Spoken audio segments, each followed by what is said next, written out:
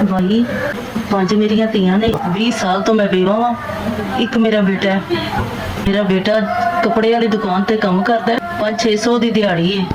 500-600 ਚ ਤੇ ਰੋਟੀ ਨਹੀਂ ਪੂਰੀ ਹੁੰਦੀ ਤੇ ਮੈਂ ਦਵਾਈਆਂ ਕਿੱਥੋਂ ਕਰਾਂ। ਮੇਰੀ ਧੀ ਬਹੁਤ ਲਾਗਰ ਹੋ ਗਈ ਹੈ। ਮੇਰੀ ਧੀ ਲਾਗਰ ਹੋ ਗਈ ਹੈ। ਇਹਦਾ ਕੋਈ ਹਾਲ ਨਹੀਂ। ਮੈਂ 500-600 ਚ ਇਹਨਾਂ ਨੂੰ ਰੋਟੀ ਦਿਆਂ ਕਿ ਦਵਾਈਆਂ ਦਾ ਕਰਾਂ। ਇਹਦੇ ਟੀਕੇ ਬੜੇ ਮਹਿੰਗੇ ਦੱਸੇ ਗਏ ਨੇ। ਮੈਂ ਇੰਨੇ ਜੋਗੀ ਨਹੀਂ। ਮੇਰਾ ਕੱਲਾ ਬੇਟਾ ਅਸਤੇ ਘਰੋਂ ਬੇਕਾਰ ਹੋਏ ਆ। ਅਸੀਂ ਕਿਸੇ ਦੇ ਘਰ ਠਹਿਰੇ ਆ। ਅਸੀਂ ਰਹਿੰਦੇ ਪਏ ਕਿਧਰੋਂ ਝਿੜਕਾਂ ਪੈ ਲੈਨੇ ਆ। ਬਾਕੀ ਇਹ ਵੇ ਕਿ ਇੱਕ ਬੇਟੇ ਦੇ ਨਾਲ 5 ਧੀਆਂ ਦਾ ਵਕਤ ਨਹੀਂ ਲੰਘਦਾ ਤੇ ਮੈਂ ਦਵਾਈ ਦਾ ਕਿਵੇਂ ਲੰਗਾਵਾਂ। ਰੋਟੀ ਨਹੀਂ ਪੂਰੀ ਹੁੰਦੀ ਤੇ ਤਰਸ ਕਰੋ ਸਾਡੇ ਨਾਲ।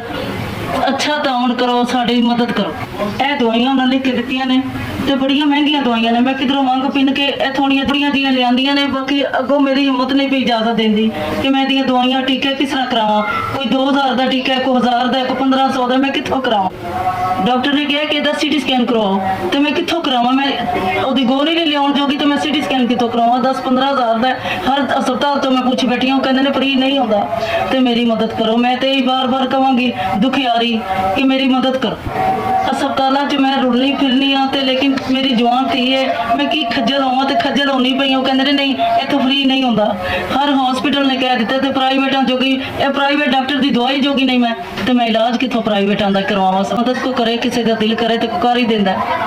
ਜਵਾਨ ਧੀ ਹੈ ਮੇਰੀ, ਇਹ ਬਚ ਜਾਏਗੀ ਤੁਹਾਡੀ ਮਦਦ ਨਾਲ ਤੇ ਰੱਬ ਦੀ ਤਰਸ ਨਾਲ। ਮੈਂ ਕਿੱਥੋਂ ਇਹਦਾ ਇਲਾਜ ਕਰਾਵਾਂ। ਇਲਾਜ ਬੜਾ ਮਹਿੰਗਾ ਹੈ।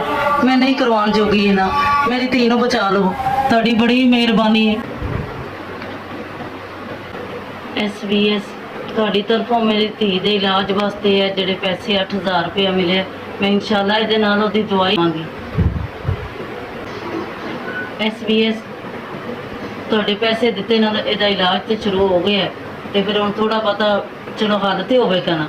ਮੇਰੇ ਦਿਲ ਦੀ ਮੁਸ਼ਕਲ ਆਸਾਨ ਹੋਈ। ਮੈਨੂੰ ਆਸ ਹੋ ਗਈ ਹੈ। ਤੁਹਾਡੀ ਬੜੀ ਮਿਹਰਬਾਨੀ। SBS ਤੁਹਾਡਾ ਦਿੱਤਾ ਹੋਇਆ 8000 ਮੈਂ ਵਸੂਲ ਕਰ ਲਿਆ ਤੇ ਤੁਹਾਡੀ ਬੜੀ ਮਿਹਰਬਾਨੀ।